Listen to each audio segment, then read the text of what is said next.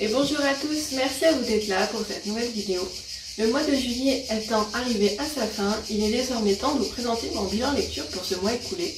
Il y a environ 5 lectures, dont une en cours, donc on va dire 6. Je vous en parle tout de suite. Donc tout d'abord, le mois dernier, je vous laissais avec ma lecture en cours qui était L'affaire Alaska Sanders de Joël Dicker aux éditions Rosie and Wolf. Ce petit pavé de plus de 550 pages m'a tenu en haleine à peu près 10 jours. C'est vrai que j'ai mis un peu de temps à le lire, je trouve un petit peu dense. Donc dans ce tome-là, qui est la suite de l'affaire Rickenbacker et du livre des bâtiments, on retrouve donc Margus Goldman qui retrouve le policier Guy Hallowwood, voilà, j'espère que j'ai bien prononcé, qui était sur l'affaire Rickenbacker aussi. Et on se retrouvait tous les deux à enquêter sur un cold case. En fait, il y a de ça 15 ans, Guy Hallowwood, j'ai vraiment du mal avec ce nom, a enquêté sur la mort d'Alaska Sanders, donc une jeune femme qui a été assassinée. Et en fait, 15 ans plus tard, de nouveaux éléments vont permettre la rouverture du dossier. On est un peu dans une construction à la Rickenbacker, on va pas se mentir. L'idée de base de reprendre un cold case et le résoudre est un peu pareil. Et Marcus va bien sûr en faire également un roman, ce qui a été le cas pour Rickenbacker. Moi, ce que j'ai aimé dans cette histoire, c'est qu'on ne voit pas arriver forcément à la résolution de l'intrigue. L'auteur nous emmène sur des pistes qui sont pas bonnes. Après, il y a eu pas mal de choses qui ont un peu ralenti, alourdi ma lecture, notamment l'utilisation de certains termes, moi, qui m'ont un peu embêté. Par exemple, après chaque chapitre, il ne peut pas s'empêcher de nous dire « et ce fut là l'un des derniers moments qu'ils vécurent ensemble heureux », ou en fait, il nous tease, mais trop. C'est trop souvent utilisé, ou en fait ça fait un peu, je vous dis ça pour que vous restiez sur le chapitre d'après. Oui, mais même sans ça, moi personnellement je serais restée pour le chapitre d'après, et ça m'a plus alourdi l'histoire qu'autre chose. Ensuite, il y a pas mal de coquilles dans ce livre. Après, c'est le premier livre que sort l'auteur dans sa nouvelle maison d'édition, qui est la sienne. Donc je peux tout à fait comprendre, mais voilà, je préfère vous avertir, il y a des petites coquilles, il y a un moment il manque une phrase, un morceau de phrase. Mais voilà, et puis si vous regardez un peu partout sur les réseaux, c'est un retour qui est assez global, hein. Plusieurs personnes l'ont constaté. Après, j'ai trouvé que parfois l'histoire tournait un peu en rond. C'était un peu trop... ouais, on tournait vraiment un peu en rond et ça ralentissait vraiment la lecture. Mais sinon, voilà, ça a été une bonne lecture, j'ai bien aimé, mais pour moi, il ne dépasse pas l'affaire sur la vérité sur l'affaire Rickenbacker et l'énigme de la chance 622 que j'avais beaucoup aimé. Ensuite, dans le cadre de mon travail, j'ai lu La valse des jours d'Alizée Cornet aux éditions Flammarion. Pourquoi dans le cadre de mon travail? Tout simplement parce qu'on a reçu cet auteur en dédicace le 16 juillet. Donc c'est une auteure, donc c'est le premier roman, et c'est aussi une célèbre tenniswoman qui s'est illustrée ces derniers temps à Roland Garros, à Wimbledon entre autres. Et donc on a eu la chance de la rencontrer quand Ami Maïnuela. On a pu discuter un peu, échanger avec elle à propos de son livre. Donc ce livre, c'est une histoire de famille. On va suivre Mouna, Hélène et Jeanne dans les années 60 à Nice. Donc Jeanne est la fille d'Hélène et Mouna est la sœur de Jeanne. Donc en fait Mouna et Jeanne sont les filles d'Hélène. Jeanne, à cause de la tuberculose, va devoir aller dans un préventorium. Donc elle va s'absenter 9 mois de chez elle, en ayant la crainte qu'il arrive quelque chose à sa maman, parce que son père, depuis quelque temps, s'est mis à boire et il a l'alcool mauvais uniquement avec sa mère. Elle, ça, elle ne l'a pas vu, juste elle le soupçonne. Et donc on va suivre Jeanne qui pendant 9 mois va se faire soigner dans ce préventorium et ensuite elle va revenir dans sa famille. Elle a aussi un petit frère qui s'appelle Paul, à qui il va arriver quelque chose d'assez grave dans l'histoire. C'est vraiment une belle histoire de famille autour de femmes fortes, parce que ces 3 femmes vont vivre quand même des épreuves assez dures qu'elles vont devoir mener de front avec leur vie. Et voilà, ça a été une très très belle découverte. J'ai beaucoup aimé la plume de l'auteur qui, je trouve, écrit vraiment très bien. C'est vraiment qualitatif, l'intrigue m'a beaucoup plu. J'ai lu 137 pages en 2 jours, je crois, et puis la suite, qui fait 350 pages, d'une traite.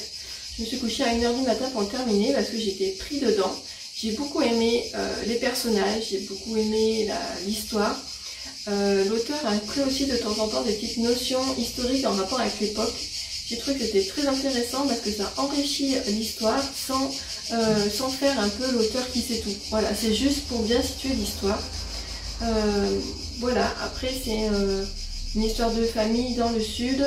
Donc on a tous les mots, genre les cagas, des choses comme ça qu'on trouve dans le sud. Voilà, c'est agréable à lire. Elle parle de Nice, Aspremont, Conques, qui sont des lieux que je connais. Donc ça, c'est toujours très agréable quand on connaît l'endroit. Mais voilà, c'est un livre que je vous conseille fortement parce que c'est une très très belle histoire et une très belle histoire de secret de famille. Ensuite, j'ai lu en audio Meurtre et Charlotte aux fraises de Johan Floc'h, les enquêtes d'Anna Swensen aux éditions Cherche Midi. Il y a un an, j'avais lu le tome 1 qui est Meurtre et pépites de chocolat. Et c'est vrai que j'avais un peu laissé traîner la saga. J'avais prévu de lire ce tome 2 pour le mois de mai. On est en juin, j'ai pas trop de retard techniquement. Donc dans ce tome, on va retrouver Anna ainsi que sa sœur et Andrea et Lisa, son assistante, Bill, Mike, Norman, voilà, tous ceux qui étaient là présents au premier tome. Et en fait, Anna, décidément, elle n'a pas de bol parce qu'elle va se retrouver confrontée à un nouveau décès, un assassinat, et elle va être une des premières personnes à voir le cadavre. Donc on a le coach de l'équipe de football qui est assassiné, et c'est Anna qui va enquêter avec Andrea parce qu'en fait elle a peur que l'enquête soit classée trop vite et qu'elle inculpe la femme de ce coach. Parce que voilà, ce coach a été assez violent avec sa femme et elle a peur qu'en plus si ça sait, sa femme Danielle soit tout de suite condamnée. Donc elle va enquêter un peu en sous-marin et bien sûr elle va résoudre l'enquête. Je vous en dis pas plus, ça a été une bonne lecture, j'ai bien aimé. Il y a une petite histoire, un petit triangle amoureux entre Anna, Norman et Mike. C'est très léger, hein, ça empiète pas trop sur l'histoire.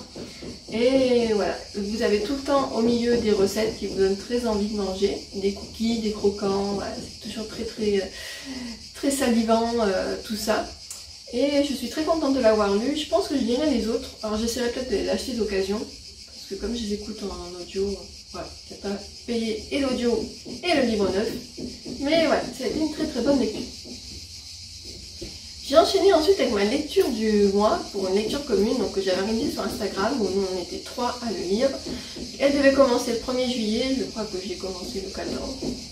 J'étais un peu à la bourre, on va pas se mentir. Donc il s'agit de Il était deux fois de Franck Tillier aux éditions Fleuve Noire. Donc ce livre est la suite du manuscrit inachevé que j'ai lu le mois dernier. C'est important de lire dans l'ordre parce qu'il y a beaucoup de références au manuscrit inachevé et un des personnages qui est présent dans le livre précédent est un acteur principal de celui-ci. Donc c'est vrai que pour le fil rouge de l'histoire, c'est bien d'avoir lu. Donc on va suivre Gabriel Moscato qui est un gendarme qui a perdu sa fille. Sa fille a été kidnappée lors d'une sortie en VTT et il n'arrive pas à la retrouver. Et l'action commence où il va dans un petit motel au large de Saga, donc qui est la ville où sa fille a disparu et où il vivait.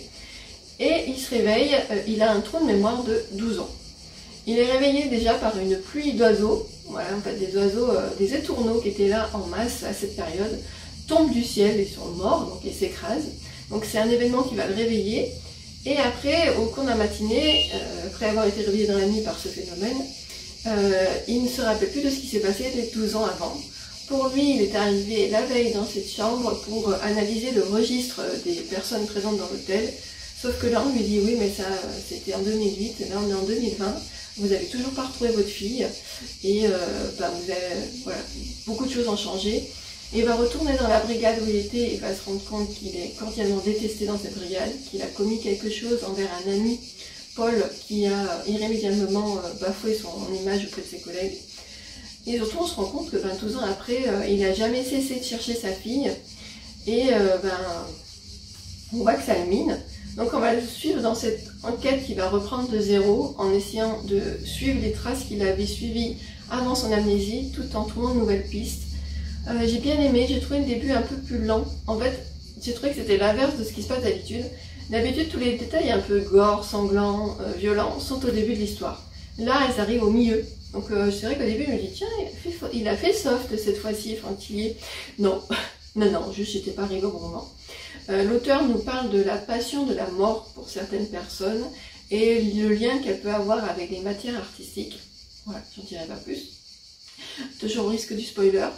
La fin est adapté à l'histoire, mais c'est vrai que le dénouement par rapport à la fille de Gabriel Moscato est horrible.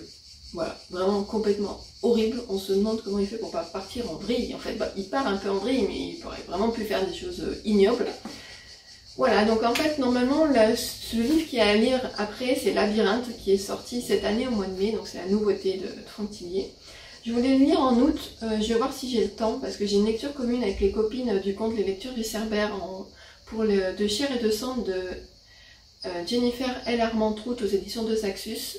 Donc il y a déjà cette lecture commune là, et je voulais lire peut-être en lecture commune Labyrinthe, donc je vais voir ce que je fais. Mais voilà, j'ai été contente d'avoir lu le manuscrit inachevé avant pour bien tout suivre l'intrigue. Après avoir affronté la noirceur de Franck Tillier et de ses personnages, j'avais envie de quelque chose de bien plus léger. Donc je suis partie dans quelque chose de cordialement différent. Il s'agit de la romance presque parfaite d'une accro à Noël, de Laura Esvald aux éditions Hugo Poche. Oui, vous ne rêvez pas, c'est une romance de Noël en plein mois de juillet. Mais j'avais envie d'une lecture doudou, de quelque chose de positif, avec voilà, des bonnes choses, de l'amour et des cookies, et des chocolats chauds.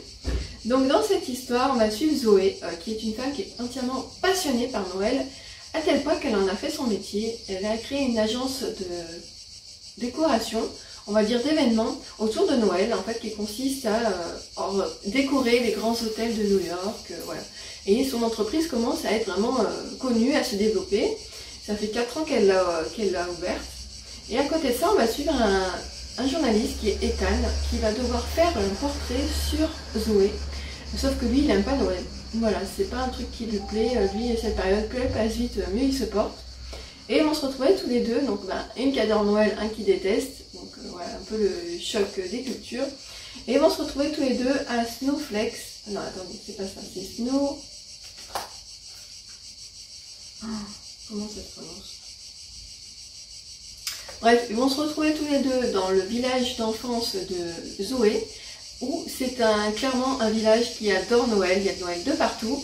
Donc c'est comment tous les deux ils vont associer tout ça, et comment lui va essayer d'aimer Noël et de se rapprocher d'elle pour faire un portrait au plus proche, donc pour la magazine. Et bien sûr, vous vous doutez, il va y avoir rapprochement, puis ils vont s'éloigner, puis ils vont se retrouver. Mais voilà, avec ça, j'ai pas bien réfléchi. Bon, j'ai eu quand même envie de manger de cookies et de chocolat chaud en pleine canicule. Ouais, ça a quand même marché.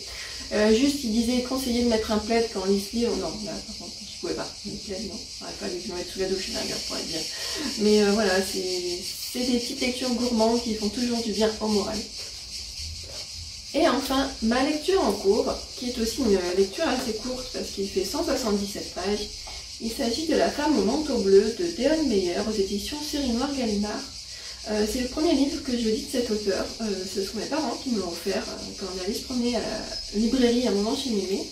Et là, en fait, c'est une histoire de meurtre qui a l'air de se rapprocher du milieu de l'art.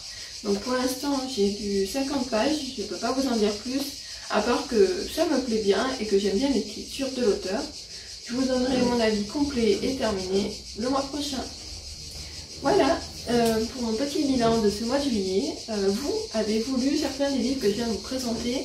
Et sinon, qu'avez-vous lu de votre côté pendant ce mois de juillet? Sur ce, je vous remercie d'avoir regardé cette vidéo et je vous dis à très bientôt.